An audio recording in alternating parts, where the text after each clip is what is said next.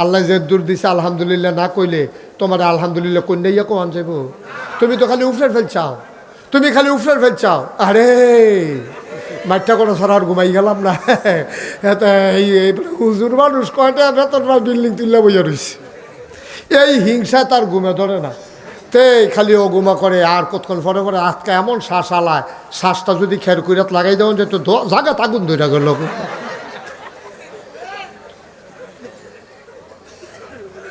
তুমি হিংসা করে লাভ নাই, চেষ্টা করো, তুমি মেহনত করো, পরিশ্রম করো, তোমারও আল্লাহ দিব।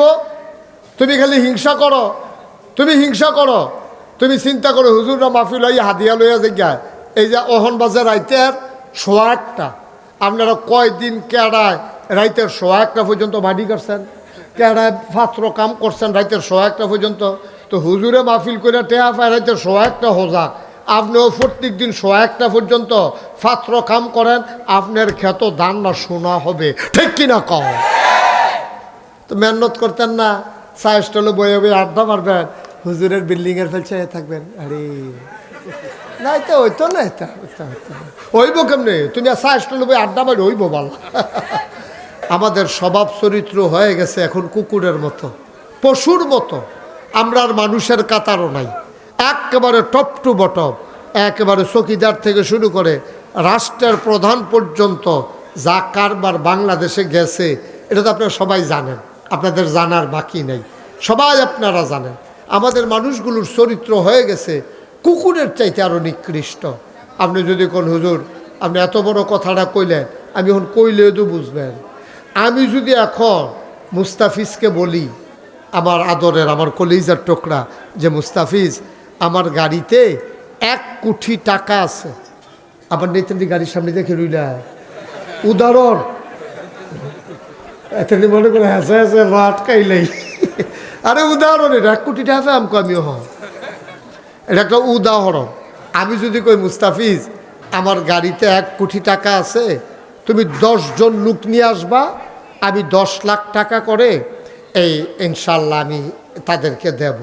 মুস্তাফিজে গিয়ে একজনের লোক আলাপ করছে, ও নাগেশের হুজুরে 1 কোটি টাকা আনছে, 10 জনরে দিব 10 লাখ টাকা করে, আপনি একজন আর 9 জন কারে লইলে ভালো হয়। এবার আইস দিয়া কইব এই শীতের ভিতরে বিচারণের দরকার আছে, আমারে একটা আমি ইনশাল্লাহ পারতাম না, ইনশাল্লাহ লইয়া হুদুদে আবার 9 জন বিচার বাকি তা আমি তো সারে, ঠিক কিনা কম? এমন নাদান মানুষ। হেবারে কইছে আর 9 জন কারে লইতাম, হেবারে আর লোক লইবা কি তা নিয়ে তো হ্যাঁ কেন, হ্যাঁ 10 কোটি 1 কোটি টাকা এবার আর হয় না। এরপরেও যদি জিগা আরও 50টা টাকা ভাঙতে আসি, এটা কি করতাম, তা আবার কারে গিয়ে বিচারবেন দিয়ে আলান আমারে। 1 কোটি টাকার পরেও আবার 5 টাকা 50 টাকাও দেখবেন হেতে হাত ফেটতে বইয়া থাকে। ওই যে কইতাম কুকুরের স্বভাব, আপনি প্রমাণ করবেন আগামীকাল সকালবেলা আপনি ঘুমেতে উঠতে, আর যদি ঘুমাইতে একটু দেরি হইব, ঘুমেতে যখনই উঠেন 3টা খাস্তা বিস্কুট কিনবেন। কয়টা? বা কথা কেন দিই কয়টা? জোরে কও কয়টা? 3টা খাস্তা বিস্কুট কিনা একটা কুত্তারে একটু দূরে লইয়া যাবেন, অন্য কুত্তা যেন হেন না থাকে। আপনি এই কুত্তাটার কাছে নিয়ে 1 হাত দূরে দূরে 3টা খাস্তা বিস্কুট দিবেন, দেখবেন এই কুত্তাটাই কিতা করবো আমি কই, যদি না মিলে আর পরে আপনারা জিগাই আমারে আবার জানাইয়েন। এই কুত্তাটা করবো কিতা, ফইলা যেটা সামনে আছে এটা খপ করে কামড় দিয়া লাগবো, আরেকটারে ফাউ দিয়ে ধরে রাখবো, আরেকটার ফেলে এমনি চাইয়া থাকবো।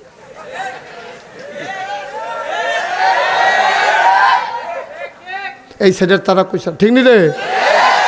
কুত্তাটারে আপনি 3টা বিস্কুট দিয়া চান, এটা দেখবেন একটা মুহ দিব, আরেকটারে ফাওয়ে ধরে রাখবো, আরেকটা ফেলে এমনি খাপ পাইতে চাইয়া থাকবো, কেউ নি লয়ে জিজ্ঞায়। আমরা মানুষ হইছি এই খেচ্ছতের, ঠিক কিনা কও? আর না হইলে আমরা যদি এই খাচ্যতের না হইতাম, মন্ত্রী কও, এমপি কও, চেয়ারম্যান কও, মেম্বার কও, কেউ নাম কওনের দরকার নাই। নির্বাচনের আগে বাতাসাইলে গাছ ধরে খেলুই থাকে, শরীরটাত কিচ্ছু নাই, খদ্দরের পাঞ্জাবি গাও দিয়া রাখে, টেহা পয়সা নাই, বিডাত কুত্তা ঘুমায়, একটা ঘরও তুলতে পারে না। যেই মাত্র ফাঁস করে বিডাত ঘর তুলে ব্রাহ্মণবাড়িয়া গিয়া বাড়ি করে, ওই ডাহা গিয়া বাড়ি করে, সেকেন্ড হোম মালয়েশিয়া নেওয়া হলে কানাডা গিয়া বাড়ি করে, ঠিক কিনা করতে টেহা পাই করতে আগে দিয়ে তার বিডাত ঘর তুলতে পারছে না, তো অনেকের লোকে দুঃখ করছে। আর ওখান দিয়ে মালয়েশিয়া কানাডা বেড়ে গিয়া বাড়ি করালায়, এক ফিওনে মালিক হয়েছে গে 400 কোটি টাকা। হ্যাঁ কি রে, 400 কোটি টাকার মালিক হয়েছে একজন ফিওনে। এটা আর কার? এটা আমার, তোমার, আমাদের টাকা, ঠিক কিনা কও? বরাদ্দ আইছে রাস্তার লাগিয়া, সেই রাস্তার বরাদ্দ খাইয়া বইয়া রইছে। তে খাক না, গম খায়, গম খাও না জিনিস খাইব, তে গম খায়, তারপরে গিয়া আপনার টিন খায়, টিন টেহা দিয়া বালিশ বানাইয়া মাথার তলে দিয়ে হুতে কি মজা পায়।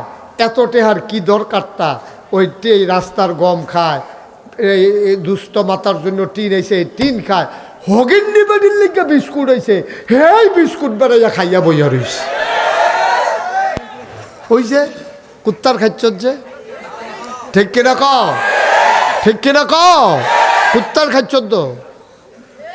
একটারে খায়, আরেকটারে দৌড়া রাখে, আরেকটার ফাল চাইয়া থাকে। আমরা সেই মানুষ হয়ে গেছি। আব্বা জীবনও শান্তি পাওয়া যাবে না।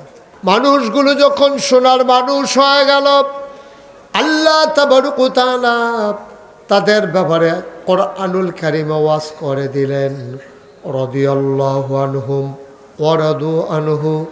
তাদের ব্যাপারে আল্লাহ খুশি, আল্লাহর ব্যাপারে তারা খুশি। বলেন সুবহানাল্লাহ।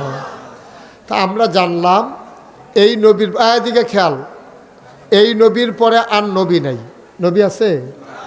কথা কেনা, এই নবীর পরে আর নবী আছে?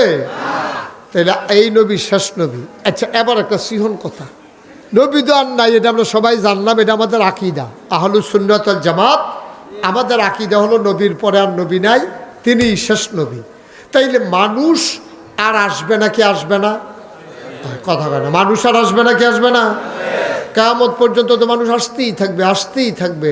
যতক্ষণ কিয়ামত না হবে মানুষ আসতেই থাকবে। তো নবী আর আসবেন না, মানুষ আসবে। তাইলে রাস্তা দেখাবে কে? সুবহানাল্লাহ বলবেন না? আল্লাহর নবী ১৫০০ বছর আগে দুনিয়া থেকে বিদায় নেওয়ার সময় তিনি দায়িত্ব দিয়ে গেলেন একদল মানুষের উপরে।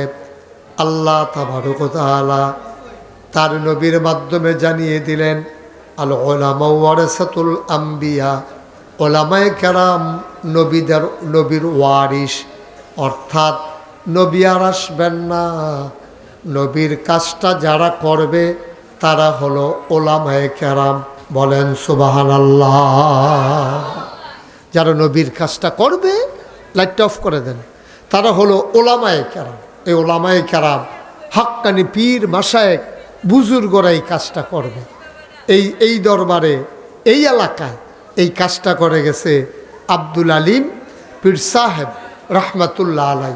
উনি এই কাজটা করে গেছেন ওই নবীর দেওয়া দায়িত্ব হিসাবে মানুষগুলোকে অন্ধকার থেকে আলোতে, গোমরাহি থেকে হেদায়েতে, কুফর থেকে ইসলামে বুঝাইয়া বুঝাইয়া নিয়ে আসা। বেনামাজিরা নামাজি বানানো, বেরোজদারের রোজদার বানানো, যাদের দাড়ি নাই দাড়ি রাখানো, যারা হজ করে না হজ করানো, যারা শয়তানওয়ালা তাদেরকে আল্লাহওয়ালা বানানো। এই কাজটা নবী এবং রাসূলরা যেটা করতো, এটা করেছেন এই হক্কানি পীর মাশায়েখদা। তাদের ভিতরে এই এলাকার জন্য অন্যতম একজন তিনি হলেন মরহুম মাগফুর আব্দুল আলিম রহমাতুল্লাহ আলাই। বলেন সুবহানাল্লাহ। ওনার ইন্তেকালের পরে ওনার সুযোগ্য সন্তান হযরত মাওলানা মুসলিউদ্দিন আহমেদ সাহেব তিনি এই কাজ করে গেছেন। এরই ধারাবাহিকতায় আল্লাহর খাস মেহেরবানি, ওনার ভাইয়েরা আছেন, ওনারা চেষ্টা করতেছেন। পরবর্তী প্রজন্ম আবার আসবে, ওলামায়ে কেরাম যারা আছে এই দরবারে, এই যারা ওনার সন্তানেরা আছে, আমার আদরের মুস্তাফিজ, আমার আদরের মাহফুজ, এরপরে পিরসা হুজুরের ছেলে কিনা আব্দুল্লাহ, আরও যারা আছে, তারা এইভাবে দায়িত্ব পালন করে করে এই দ্বীনের পথে মানুষদেরকে ডেকে ডেকে নিয়ে আসবে। এটা তাদের কাজ। সুবহানাল্লাহ বলবেন না? তো নবীজি কেমন করে মানুষগুলোকে তৈরি করলেন, আজকে মজার একটা কথা আপনাদেরকে শোনাবো। হযরত মুআজ রাদিয়াল্লাহু তাআলা আনহু নবীজির একজন আদরের সাহাবা। উনি বর্ণনা করেন, নবী করিম সাল্লাল্লাহু আলাইহি ওয়াসাল্লাম আমার হাত এসে ধরলেন। তিনি কয়, মুআজ রাদিয়াল্লাহু তাআলা আনহু কয়, নবীজি কোত্থেকে জানি আইসা আমার হাতে ধরছে। ধরার পরে আমারে কিছু দূর পর্যন্ত ধইরা নিয়ে গেছে, গিয়ে আমারে বলতেছে, হে মুআজ, আমি তোমার একটু ওয়াজ করি, তোমার আমি একটু বুঝাইয়া বলি, তুমি কি সোনার মানুষ হতে চাও? তো মুআজ কই ইয়া রাসূলুল্লাহ অবশ্যই সোনার মানুষ হতে চাই, আপনি যদি আমাদেরকে একটু শোনান সোনার মানুষ কেমন করে হওয়া যায়। এবার নবীজি বললেন, 1 নম্বরে তুমি কখনো আল্লাহর নাফরমানি করবা না।